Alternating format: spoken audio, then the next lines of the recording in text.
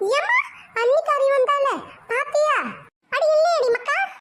எம்மா அண்ணி வரும்போது ஒரு பெரிய பார்சலை எடுத்துட்டு வந்தாங்க, அதையாவது பாத்தியா? நீ என்னடி சொல்ற பார்சலா? நான் எதுவுமே பார்க்கலையடி. எம்மா அண்ணி வரும்போது ஒரு பெரிய பார்சல் எடுத்துட்டு வந்தாங்க. அந்த பார்சல் என்னவோ தின்பண்டமா இருக்கும் போல, அதான் புறவாச வழியா எடுத்துட்டு போயிட்டாங்க. என்னடி சொல்ற பார்சலா? நான் எதுவுமே பார்க்கலையடி, அதான் அவ புறவாசப்படியா எடுத்துட்டு போயிருப்பா போல. அடி பாவி மக்கா, எனக்கு தெரியாம புறவாச வழியில ஏதோ ஒண்ணு வாங்கிட்டு போய் அவ மட்டும் வச்சு வச்சு திங்கிறாடி. எம்மா வாய் வேற நம்மன்னு இருக்கு.